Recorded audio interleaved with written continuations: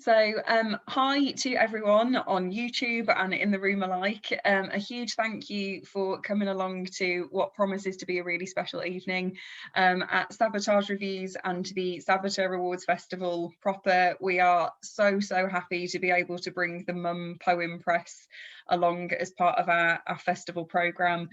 We are celebrating the launch of a very special anthology. I don't mind being the glamorous demonstrator or the non-glamorous demonstrator as the case may be. So Songs of Love and Strength came out last week, and this is kind of the official launch for it, which is a real honour because I actually know a lot of poets who have either come along to Mum Poem Press events, or I even know one or two in the room, one who is going to be reading this evening, but I won't embarrass her. So it's really lovely to be able to celebrate everything that this book stands for, and to be able to offer a platform for that. So without further ado, I will hand over to hostess with the mostess for the next half an hour or so, and then some, depending on how many readers we have. A huge and warm welcome to Catherine Perry. Hello, thank you so much, Charlie. Thank you. And yeah, thank you to everybody who has come along this evening to launch our anthology. Woo! So this is very much a celebration of kind of like everybody, all the poets who are featured, and also, yeah, just a sort of thank you and a celebration for everybody who's been involved in like getting the word out and spreading the word and being really supportive and buying a copy, to be honest. So really appreciate every single person who's bought one and spread the word. So this evening I've got a list of people that I've kind of asked to do a reading, because I thought it'd be nice to have a little bit of, try and have a bit of a flavour of lots of different poems in the anthology. But then if anybody would like to read their poem, there's a few spots in a kind of open mic sense at the end. So I've got a couple of names down from people who already put it in the chat, but at the end I'll maybe say again, does anyone want to read? After a few drinks, maybe get a bit more courage and have a few more readers. So I think first up we have got an absolutely gorgeous poem from the anthology Songs of Strength by Lorna Birchall, and this is a poem that I think some people here might remember because Lorna read it incredibly beautifully and incredibly emotionally at an open mic night that we had. I think it was one of our very first open mic nights. So handing over to Lorna for her reading. Hi everybody. Oh, I'm glad my voice still works. I was worried that when I went off mute it would have stopped working. Miming to you all. Thank you for having me. Thank you for inviting me. And if you see my granny, you'll be able to tell her that I was polite to you all. Yeah, so this is, I'm Lorna, I'm a storyteller, a poet, a mum, a teacher. And this is a poem that came out of a real conversation that I had with my son a couple of years ago in our car. And then I made it into a poem last year during lockdown and during the Black Lives Matter movement. Well, it's still going on, but when it kind of blew up and was everywhere. My son is dual heritage, Antiguan American and white British, and lockdown has meant that we haven't been able to connect physically with his dad's side of the family and his dad as well, actually. So it became very important for me to reimagine that conversation that we had in a way that would, you know, just really boost his sense of self and his identity, which I think is just essential for all human beings. So this is the poem that came out of that. Skin. He is sitting in the back of the car in his car seat. He's looking out the window and swinging his feet. He is thinking, I can see, turning over the news he's just received that people can change their sex. He says, I want to change too. I raise an eyebrow. You do? Yeah, but not to be a girl. I want to change the colour of my skin to look like you. Now a little piece of my heart breaks, just like it does every time he takes this path in his mind. I struggle for something meaningful to say. I feel inadequate. His dad is so far away, out of the country, locked down. I say, baby, you know your skin is beautiful, like sugar, golden brown. Mum, I know. I just don't want my skin to be different. I take a deep breath. I say, baby, being different will always be hard. That much is true, especially as you're one of so few children with brown skin at your school. But listen to this. Here's the thing they don't always teach and people often miss. There is nothing more amazing than skin. It keeps the bad germs out. It keeps the blood and the water in. It's made of layers and layers of see-through sheets, and it covers all of us from our head to our feet. And the top 1 millimetre of it, well, that contains the melanin. He said he's heard the word before, but he needs explaining. I say melanin is an incredible chemical. It's held inside cells. It's what nature keeps choosing to help us excel and thrive on this planet. It comes in a huge range of hues, black, brown, yellow, and red. It colours our eyes, on the hairs on our head, gives us freckles and moles. He touches my hand, and as he traces the constellation of brown spots, he starts to understand. I say, it makes lions gold. It colours fishes and birds. It gives ink to the octopus. It's in the skin of whales and each and every one of us, because nature loves variety. And even more impressively, it protects us from the sun's harmful UV. So even when skin is bombarded with radiation, it doesn't fall apart. His eyes are wide. I can see the images taking shape in his mind, and he smiles. He says, "So I'm a superhero then?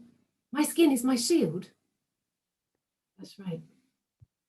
And I breathe out. This one small battle against his fears is won. I know this conversation isn't done. I must keep trying to improve his world as many times as it takes, march into school again, point out the mistakes in their systems, because it might only be a millimetre of skin between him and me. It's hundreds or more years of racial oppression and history. If we don't act against, they'll keep on affecting his present and his future. So I take what my child has taught me to see, and I hope that through each loving, sometimes defiant little act, they'll add up to something revolutionary to change his world, the world he has his children in, whatever beautiful colour they wear on their skin. Thank you, Lorna. Thank you so much. It's gorgeous reading. Thank you. Absolutely fantastic way to get us started. Thank you so much. So the next poem we're going to have is from a section of our anthology, which is dedicated to grandparents. So when I sort of put the call out, we got lots and lots of submissions that kind of involved grandparents, so I had to give them their own section in the anthology.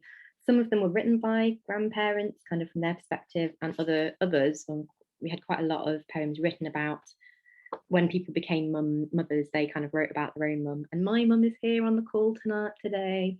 So, and when I had my baby, I did write loads of poetry about my mum, because I suddenly was like, oh God, yeah, this is what she's been through. And I also in quite a creep-like fashion, dedicated the anthology to my mum, and she hasn't seen that yet because I haven't posted her a copy, because she's not she's down my priority list. But yeah, my brother and my sister were like, you creep, basically. But yeah, I dedicated the anthology to her. So, and today, so this evening, we've got Rebecca Green, who's going to read out a poem from the grandparent section of the anthology. Hi. Not at all fuming to be following Lorna with that amazing poem, so can't quite believe that, but very excited. It was amazing, and I watched you read that on the open mic night that Catherine was talking about, so it's really lovely to hear it again. Sorry, my child doesn't want to get in the bath. I'm just going to shut the door. Sorry about that. Yeah, so a little bit of context for this. My mum is actually on the call, and it's her birthday, so hi mum, no pressure. This is written around the birth of my own daughter, and how I really felt sort of halfway through my labour. My labour was a very long, traumatic labour that, the only person I wanted there was my mum, and it was quite a traumatic experience, the labour, and it was quite traumatic afterwards, postnatally, where I really felt not cared for, and a bit abandoned by the hospital. But my mum was there. You know, she was the person who advocated for me. She looked after me. She, you know, got me in the shower, and just, it's the first kind of time as an adult that I really realised that I still need my own mother. You know, I still need to be mothered. I'm a child, her child, and sometimes you can't do it all. You know, you become a mother, but you really need parenting, I think, in those vulnerable first moments. So yeah, this is about that, and this is for her. So bear with me. There's nothing sweeter than my own loving mother. The answer to every question, the soft, warm body in which to bury myself when nothing else saves me. She was there at the birth of my own daughter, washed me in the shower like I was a baby myself. I don't know if the water was made from my own tears.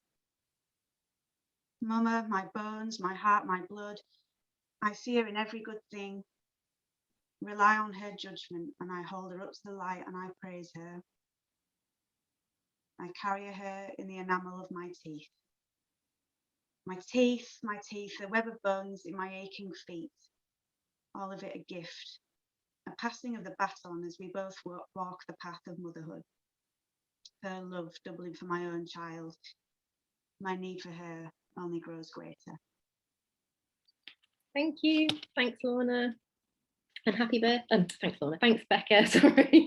And happy birthday to Becca's mum as well. So it's a nice present. Thank you. So next up, we've got Ash, who's going to be reading her poem. And I shared this one actually on Instagram yesterday, so some of you might have read it there, but I'm really looking forward to hearing Ash read it for us this evening. It comes in the, I sort of put it in the expecting section of the anthology. Yeah, because it's kind of a little bit about sort of pregnancy and maybe what people expect and their expectations and things like that. So yeah, over to Ash for this lovely poem. Thank you. Yeah, I'm so excited to be here, and thank you so much for inviting me to read out my poem.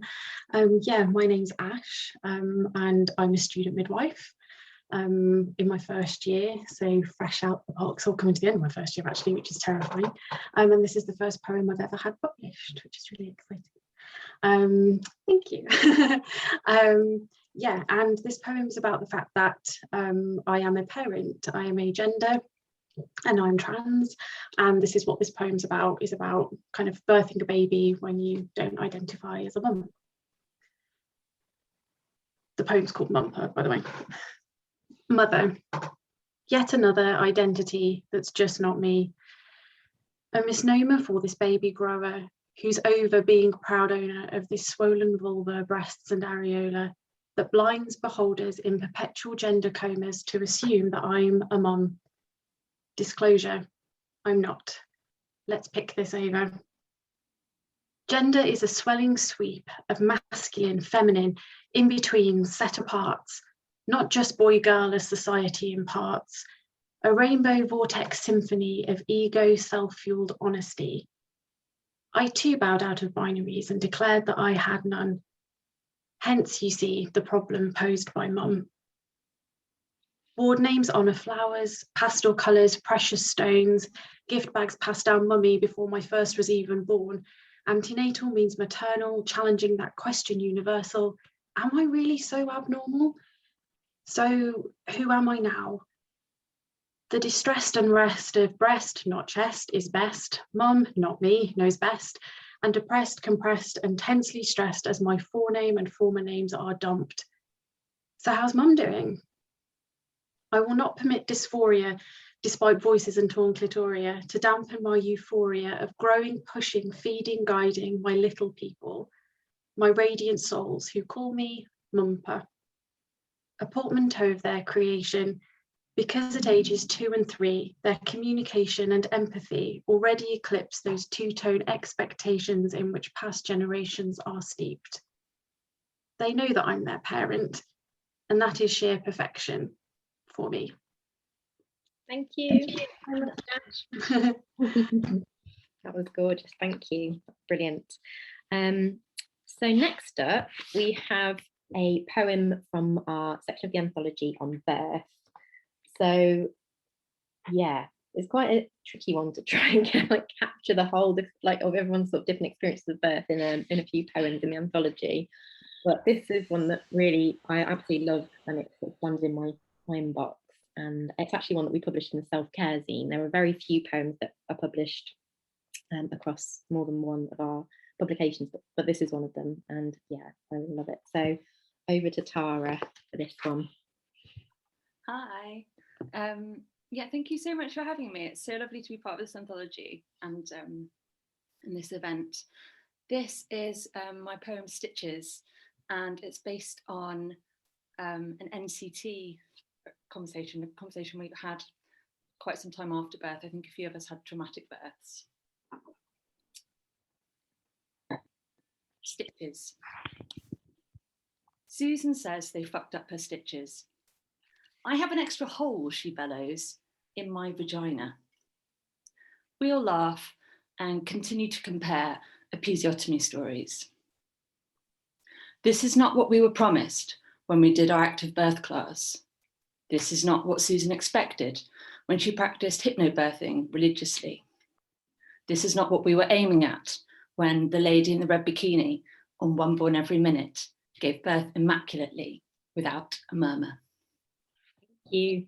Thanks so much, Tara. I think we've all had that conversation happen already too. But yeah, thank you so much for that, Tara. It's brilliant. Love that one. And next up we have got, so this is kind of from our, we have a whole section of the anthology obviously dedicated to sleep, because we literally had 1 million poems sent in about sleep. We would have done like a whole anthology. And yeah, someone whose children still don't sleep, sleep is very important. So this is from the sleep section, and again it's another poem that was read at one of our open mic nights, and some people might recognise from there. So this is the poem by Grace Pilkington. So handing over to Grace. Grace, I think you might need to unmute. Might be helpful. Hi everyone, I'm so delighted to have my poem in this anthology and to be reading tonight. And yeah, my name is Grace and I'm a poet from Hastings, and I am mother to a boy called Alf who is nearly 2. And sorry if I look a bit somber or dressed in black, but it's the only thing I realise that sort of hides all the muck and the stains of motherhood.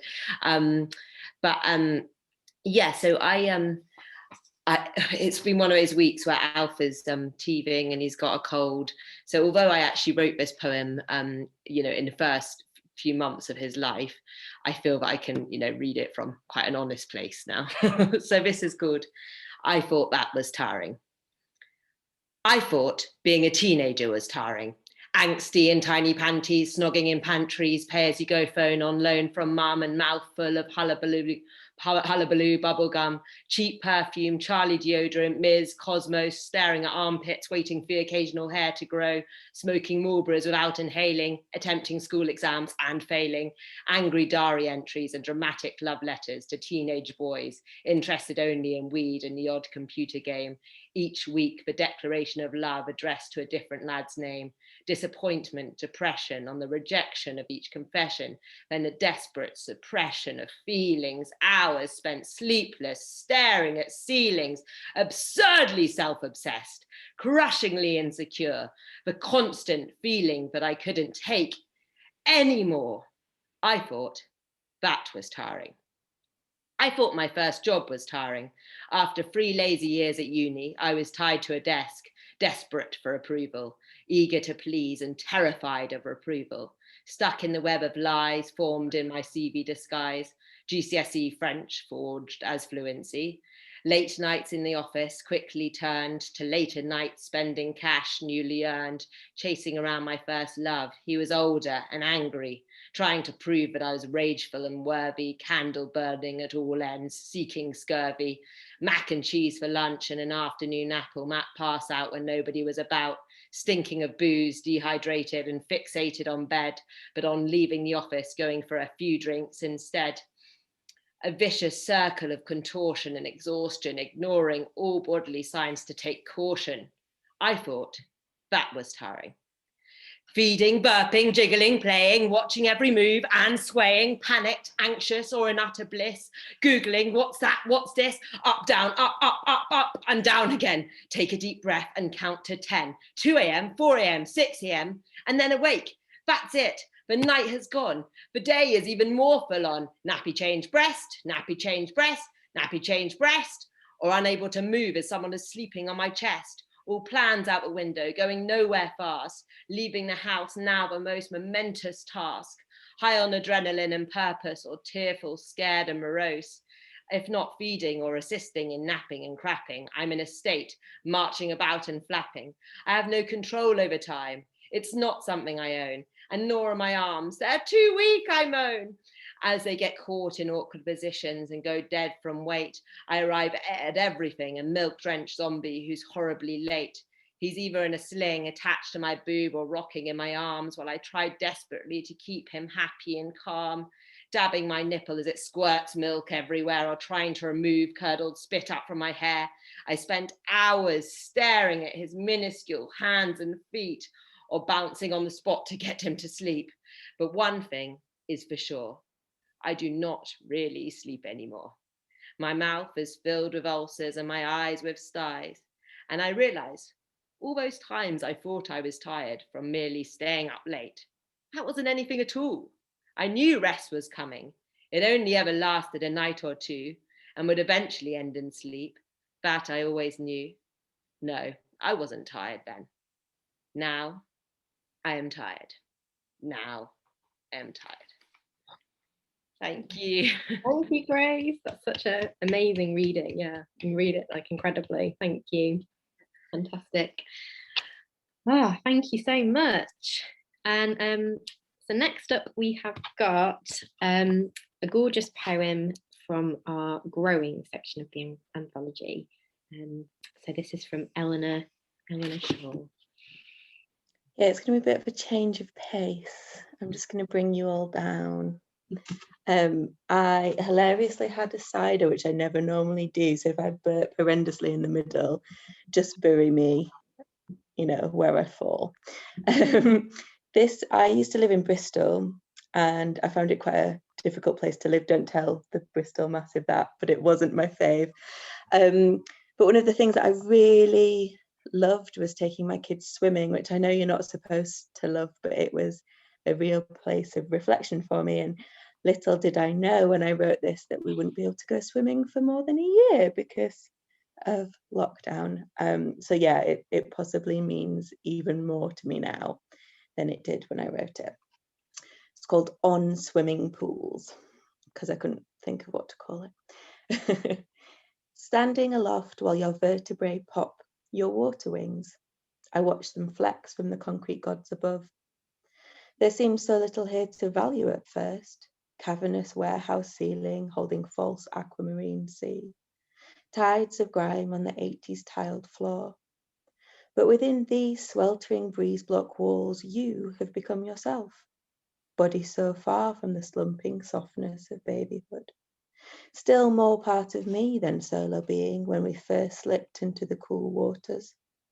Now arms strong, lungs holding so much air, you rise again and again from the swell. When my womb swelled once more, I too ploughed those lanes, stomach breaking the waterline. I watched the overhead bulbs refract my skin beneath the surface, harsh fluorescence rendering me luminous. My lungs gulped hot air and pushed me onwards, and him, swimming in his own amniotic pool, waiting for the other waves to begin. This chlorinated municipal sea has held us three so closely, flowing into mouths, among toes, gently separating strands of hair, the place I'll miss the most, now we're grown and leaving. Thank you. That's gorgeous. Thank you so much. Brilliant. And next up we have Claire Walker. And I think, yeah, I've shared this one on Instagram as well, because I basically love it. So, so some of you might recognise it, but over to Claire for this one, which is also from the growing section of the anthology. Thanks, Catherine. Hi, everyone. It's so lovely to be here and kind of sharing this launch event and just to be part of this beautiful book. It's so gorgeous. My name's Claire and I'm a poet and editor from Worcestershire. And as Catherine said, my poem's in the growing section of the anthology. And I think one thing that I couldn't have foreseen before I became a mother, and actually I don't think I've learned my lesson being a mother, is that each stage of motherhood is so short. And even if something feels endless at the time, like the sleepless nights and so on, kind of when you look back at it, you realise just how short all of these phases are. And this poem was inspired by a little incident that kind of reminded me of this. It's called Pigeons. She hurtles down the pavement, no more than 3 years old, bright in her red duffel coat, T-bar shoes, chasing high street pigeons. Her hair, feather soft with mist, bounces in curls as she runs. She reminds me of my own girl, her toddler days, everything in haste on unsteady, eager legs. Now we browse for makeup, Nikes, waist-skimming tops, sit in cafes where she sips hot chocolate, teen song on her lips. And this little girl who runs after pigeons, who cries as they scatter at the rush of her, calls after them and swamps the air with her words. Come back, come back, come back. Thank you. So much, Claire. Yeah, I do love that one. Thank you so much. It's gorgeous. And finally, for our kind of scheduled lineup, last on the list is Emma, who is obviously also the art director of the Whole Mum Poem Press and has designed the beautiful cover, all her own work, and also done all the fantastic typesetting. So all of its beauty is 100% down to Emma. So yeah, and also she's an incredible poet as well. So over to Emma to read her gorgeous poem. Most of the beauty as well is down to Julie Mackey, who did our beautiful illustrations throughout. She read every single poem, I'm sure, at least 10 times and got to the bottom of each one and then gave it back to us in pictures that make us cry. It's brilliant, love it. So it was a joy to put together, and thank you everyone for making me cry at my computer like a crazy person many, many nights. My poem is called Loads of Love, and it's for my mum and my sister, because in my family we show our love through aggressively doing each other's laundry. So my mum's done about 4 loads for me in the past week when I've had a cold, so thanks mum. I'll bag up another load for you next week. Okay, loads of love. Loads, but still there's more, but never a chore. Sometimes tumbling, never shrinking, not ever delicate, absolutely infinite, colourful, but bright white. My love for you is like laundry. Thank you. Thanks for having me. Thank you, Emma. So that's kind of like all the people that I kind of asked if they could read. So I wonder, it's 10 to 9. So I wonder if we maybe, do you think 3 or 4 spots for open mic? Does that sound okay, Charlie? Yeah, should we do that? So I've got down here, I wrote down Bryony. So Bryony, yeah, Bryony's one of her. And again, I remember when Bryony sent this poem to me, and I sort of, it landed in my inbox, I was just like really excited because it's a really great poem. So I think I probably emailed her back like instantly being like, are you sure we can publish this? I think actually it was the fastest acceptance I've ever had. Thank you very much to the editors and everybody who put this anthology together. I really appreciate it. So I'm a grandmother, so this is from a grandmother's perspective, and actually I'm on baby watch right now because my daughter's expecting second grandchild tomorrow. So I'm, if I have to rush off, it's because she's gone into labor and I'm, have to go. But anyway, I think we'll get through this. Anyway, congratulations everybody on being in this wonderful anthology. I live in Norfolk, so that features in this poem. It's called Salting the Blood. We come before the hordes, an early breakfast at Brancaster Beach, blueberries packed in tiny pots, peanut butter sandwiches wrapped in paper, blue swimsuit under my linen dress. Seagulls are our only companions, a waning tide ripples farewell. The sun winks at the clamshells. I want to soak your skin with sea, teach you to jump the frothy waves, to run on an empty beach at dawn. My legs ache in the sand steps as I carry you to the tide line. I place you on the wet shore, hold your hand as you totter to the water. You wiggle your toes in the sinking sand. I hold you between my legs, my hands under your armpits. The wave comes and we jump. Your body is heavy. My arms are getting old. I lift you up and up and up. Nana, Nana, Nana, again, again, again. The waves come in and in and in. Liam, Liam, Liam, they sing. Granny is salting your blood. Thank you. Thanks so much, Bryony. Thank you very much. Reading. Thank you for that. It was lovely. So who else would like to read? I did see some people, but I've just realised who else said they would like to read. If anyone would like to read, can they pop their name in the chat? I did. Angela. Angela, would you like to read a poem for us? Where's Angela? Yeah, I'm here. Hello. Hi, Angela.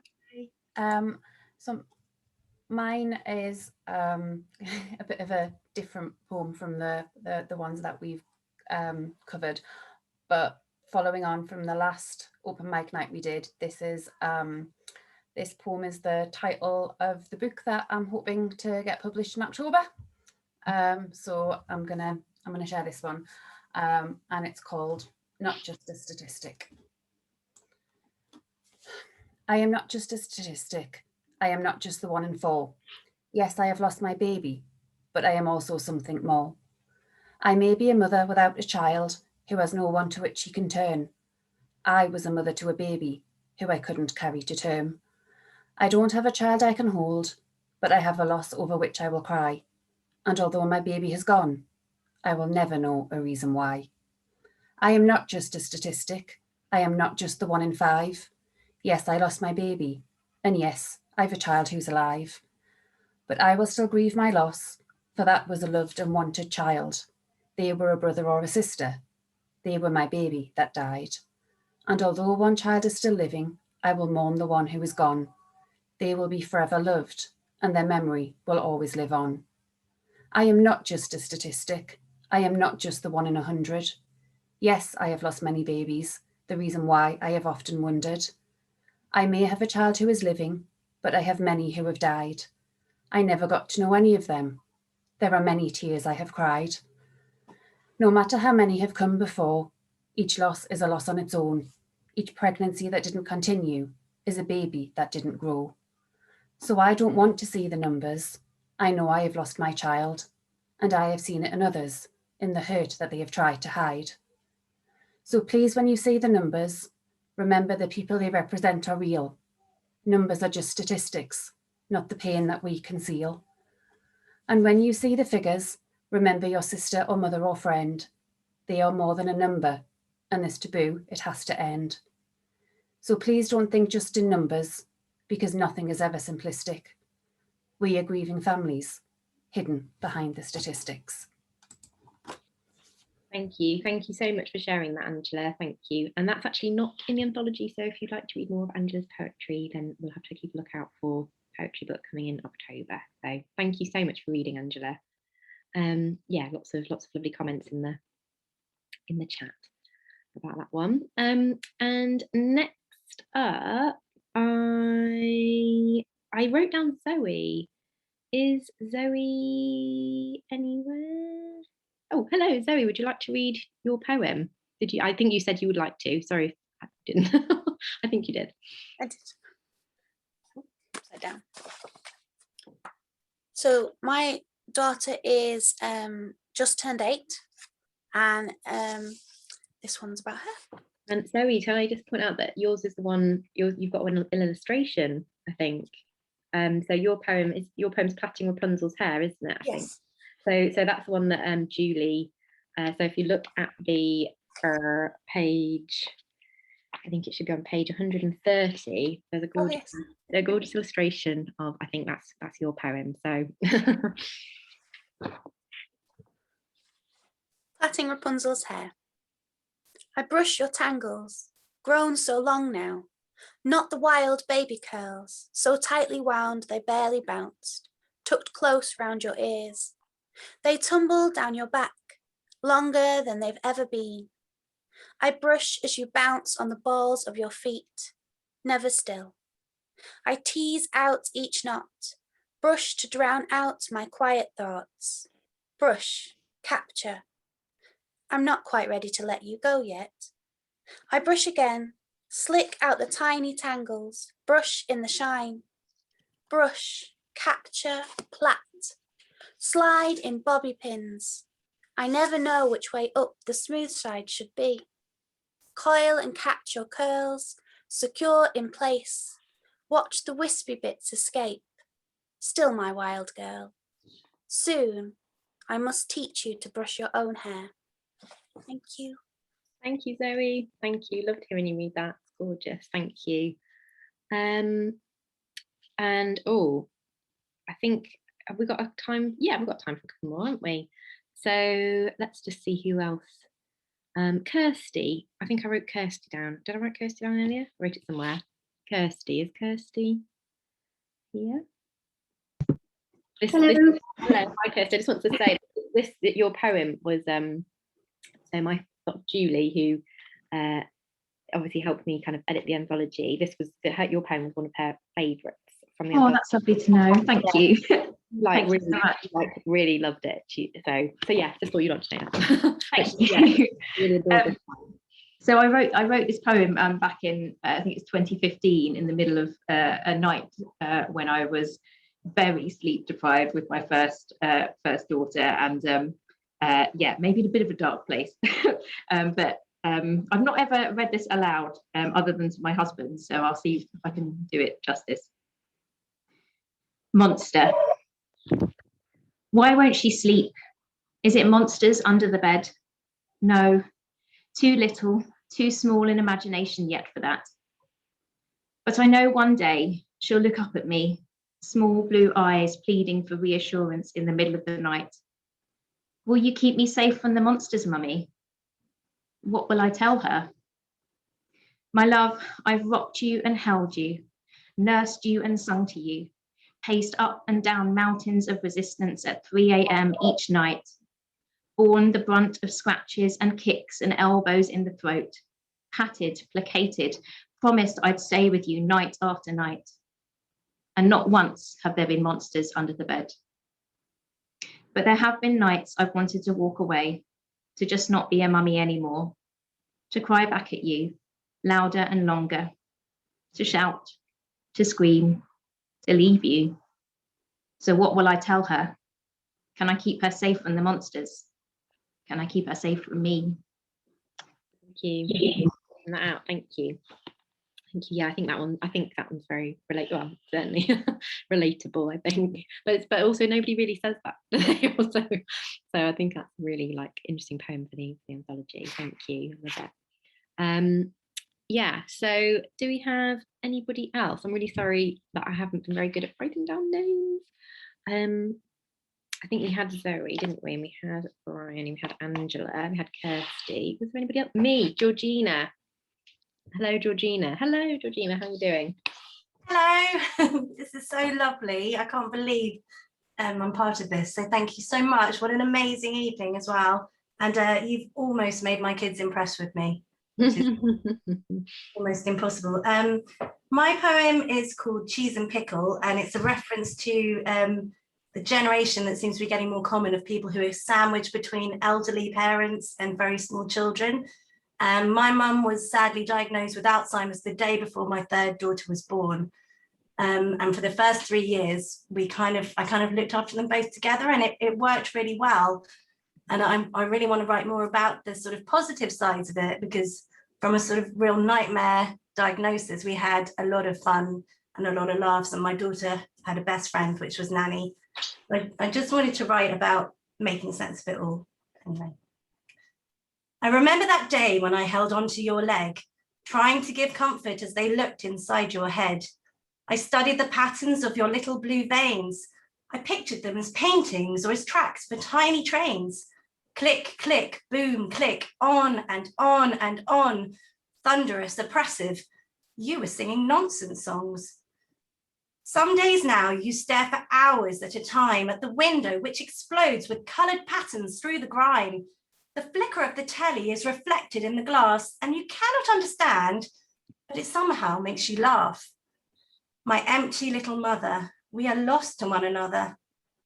You are still here, but I don't recognise your face. Your expressions don't make sense, your reactions out of place. Where are all the things that make up the you I know? The cabbage soup diet, tap dancing theatre show? Where is the person who is meant to mother me? Why don't you remember that's who you're supposed to be? You ask about your own mum, who died 10 years ago. Sometimes I don't tell you that to spare you or me, I just don't know. My middle girl of 4 interjects precise and slow. You're Nanny's mummy, aren't you, mummy? I nod, I suppose so. I am the cheese and pickle now. I'm spinning out of sight. But even under chains of grief, there comes a speck of light. My children hold the answers to the questions I hold back about what your life is for now that your mind's under attack. Because my baby turns to you and smiles with delight. She holds her chubby arms up and you crumple at the sight. There is no other choice but to recognize the love that knits your bones together and holds you from above. I do not have a mother, but my children have a gran, or nanny, as they call to you as loudly as they can. An old friend in the kitchen, I pause to pour the wine, hoping it might soften the news of your decline. But then my boy of 6 decides to finish it instead. Yes, he says, my nanny's ill, she's got a bad leg. No judgment, no need for you to know the things you've lost. They utterly do not care, not counting any cost. And I see your load lighten in their small giant wake. You are kind to one another, always give more than you take. My perfect Buddhist mama, living ever in the now, no words to craft new thoughts, no memories to cow, but love remains, and love is all that matters in your end. You're not my mum, you are a new and gentle sort of friend, and I can hold you in my head, etched like your sweet blue veins. I will keep you safe there. You won't be lost when darkness reigns.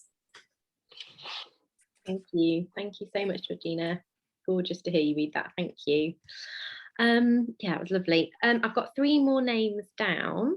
So I've got Kia, I've got Lucy, and I've got Nicola. And then I wonder if we have one more maybe to end with. So we'll have Kia next, if that's okay.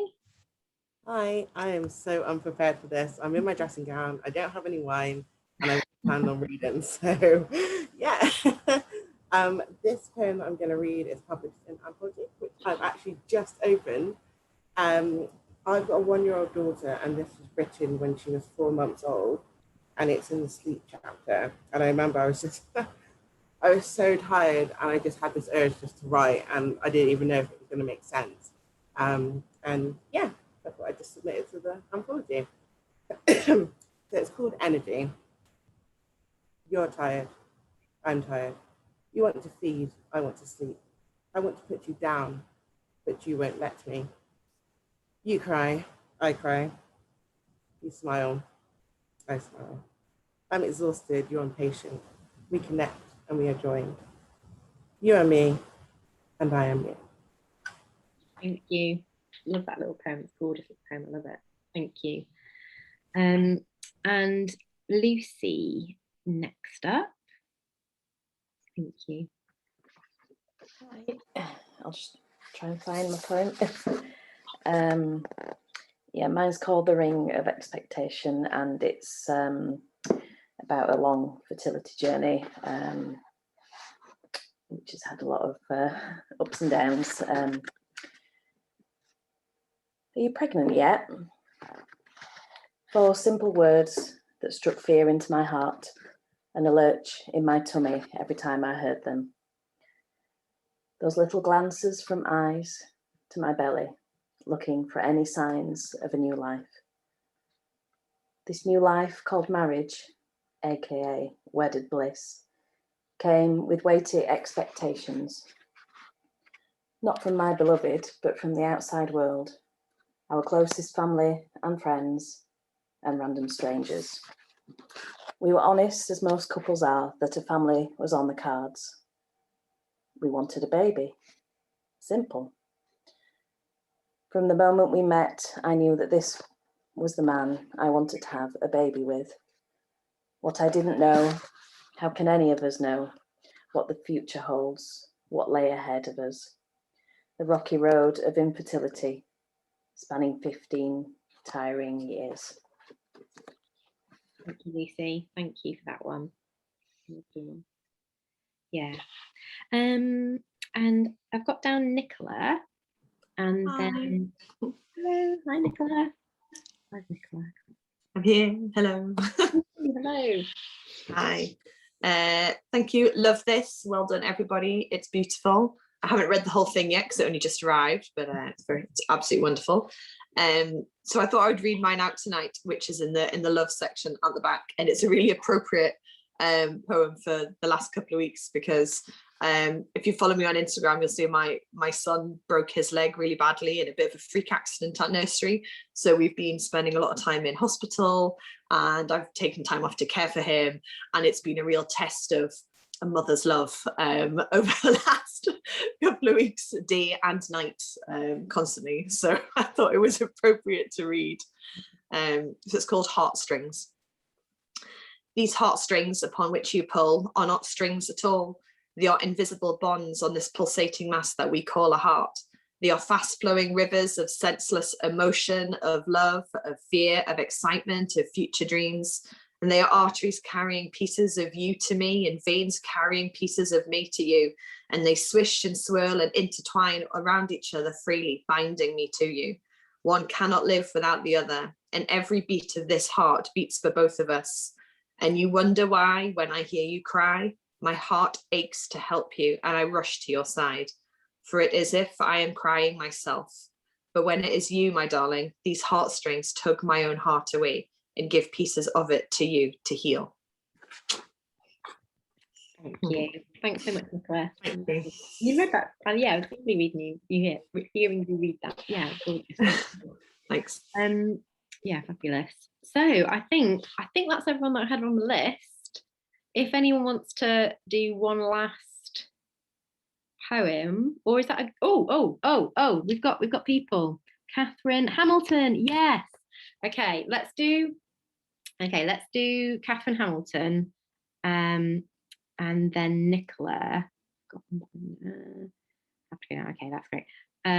Let's do Catherine Hamilton first, and then we'll do Nicola Kirkwood, and then Jen has been volunteered. so if we can persuade Jen, maybe that's a good one to close with as well. Yeah. So who did I say? Catherine Hamilton. Hello. Hello, hi Catherine. This is another one that I really remember reading for the first time and really loving. So I'm really. I think the wine's got to me and it's made me feel all brave. So I'm going for it.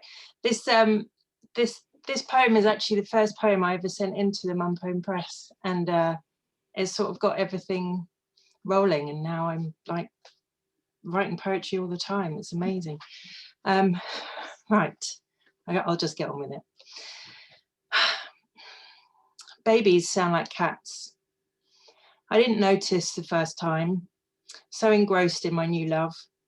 But the second time, I lay there alone, no baby to stare at. He's having some problems breathing, they said. It's a boy. That day full of surprises. I get a room to myself, spoilt, because I don't have my baby, and I can hear mewing from everywhere. A new day, a new hospital, breast pump whirring, the mechanical sound soothing me. This I know I can do, moo. My baby cries silently in pain, the noise eaten by the tubes coming out of his throat. There is no mewing in the ICU. Thank you. Oh, I love that one. And I really remember when you sent that in, and do you know what was really funny? You sent it in saying, I don't know if there's any good, but I'd really like some feedback on it. And I remember reading it and thinking, like, this is bloody brilliant. I didn't give you that feedback myself. I let the poets in your group give you that feedback, but yeah, I do remember reading that for the first time and really loving it. So thank you. Thank you for reading. And then I think we had Nicola Kirkwood. Hi. I'd like to read. Hi, Nicola, how are you doing? Good, I wasn't expecting to do this. So I'm a doctor, and this is a poem I wrote about how my children kept me going during lockdown. It's called Finding Life. Oblivious to the numbers on the daily news briefings, you are soothed by my constancy and security, and in return you provide much needed unconditional love. Together we learn, play, read, draw, sing and dance. And at least for a while, when I am with you, nothing else matters. Things seem brighter and simpler with your endless sunshine smiles, drowning out the indeterminable depth of darkness that lies in wait. With you both, I am able to find my light. You remind me to hold on to heavenly hope. For you, for us, for everyone, there's a future shining brightly, and I move towards it with your hands held tightly in mine. Thank you, Nicola. Thank you. Yeah, again, that's another one. I think you maybe found us after the submissions for the anthology had closed, so not heard that one before, but it was gorgeous. Thank you so much for sharing it. Beautiful. So, Jen, how do you feel about reading as to close the evening? Because I think you're the last person now on the list, I believe. I'm very happy to read as long as no one minds, because I did read last week on Instagram and I don't want to hog things. So if anybody wants to read.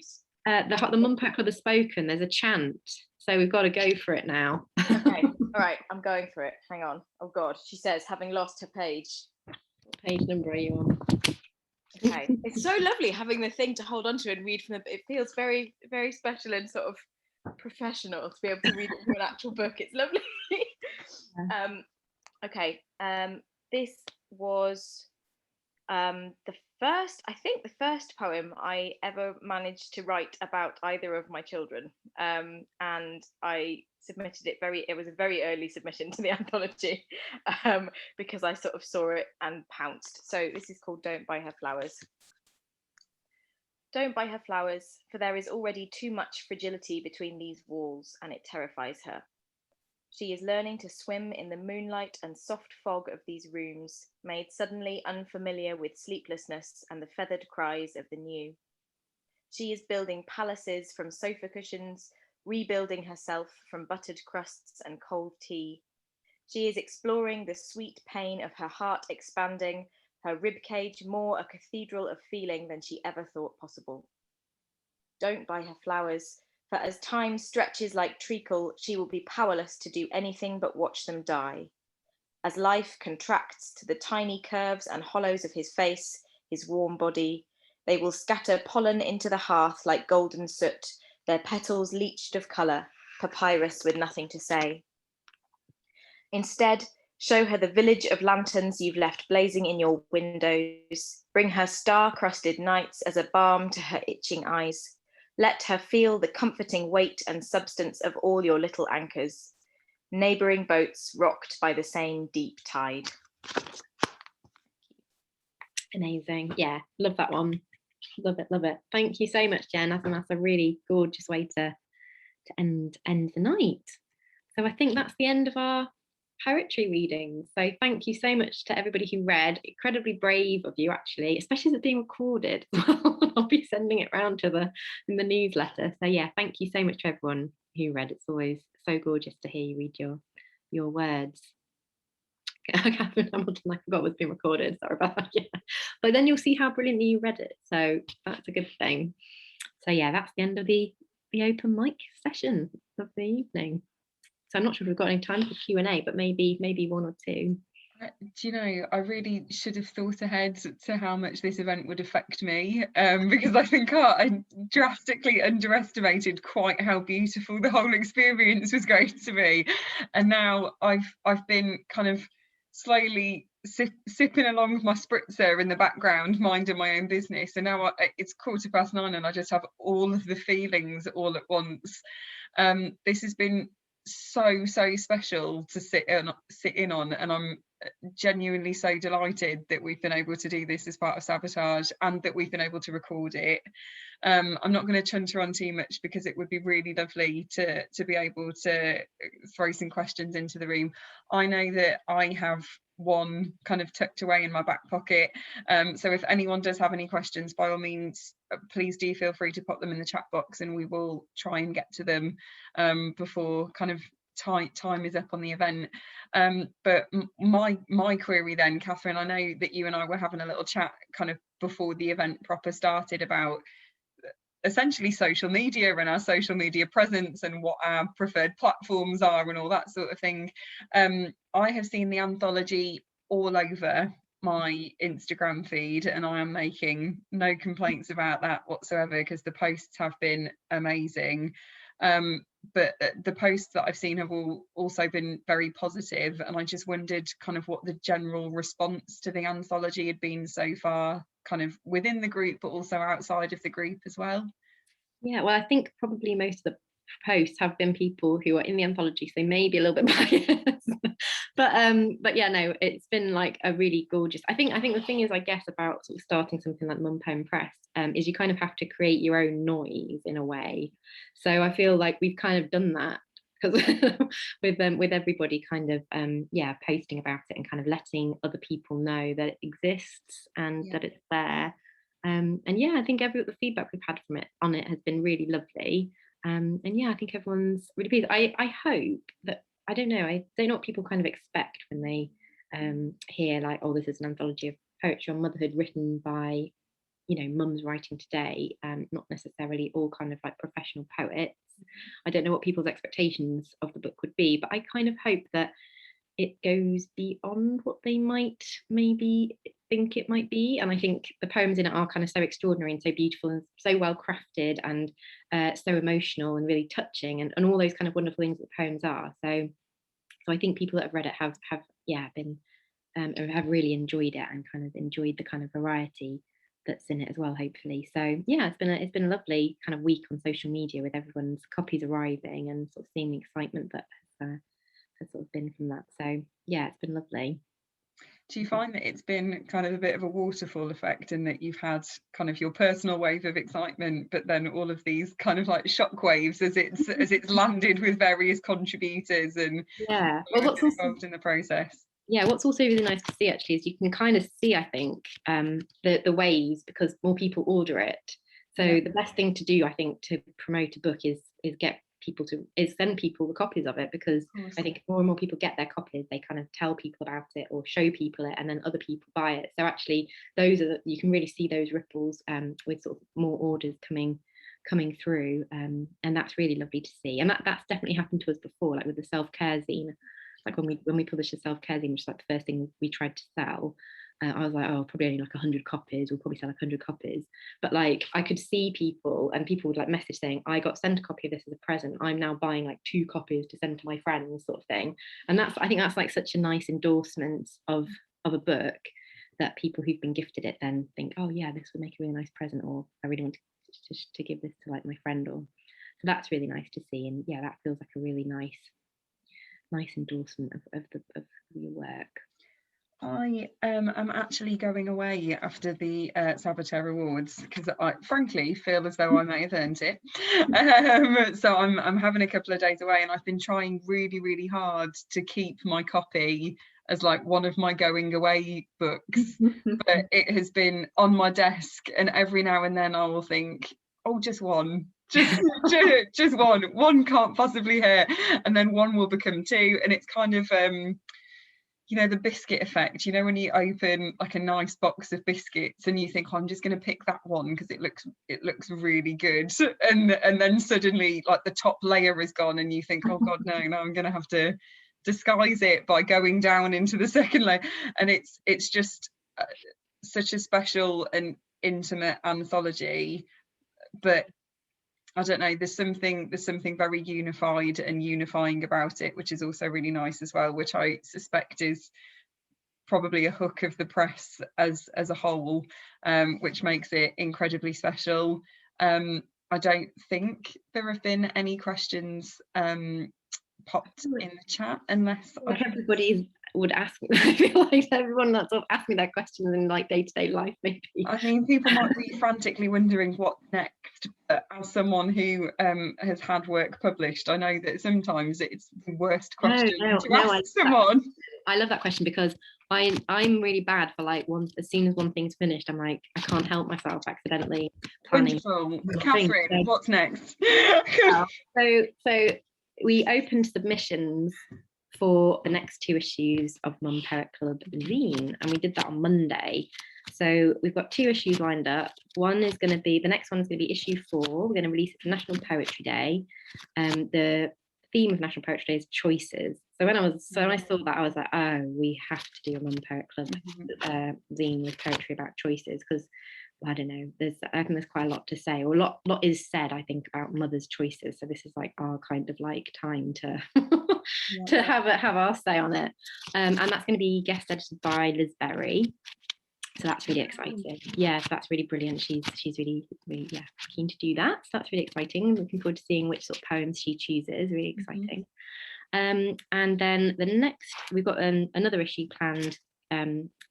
So because we're obviously working with guest editors, you kind of have to try and factor in their availability and get people lined up. So the next one we're going to do is with Laura Dockrell, who is sort of performance poet, but she also wrote a book called What Have I Done, which I just like.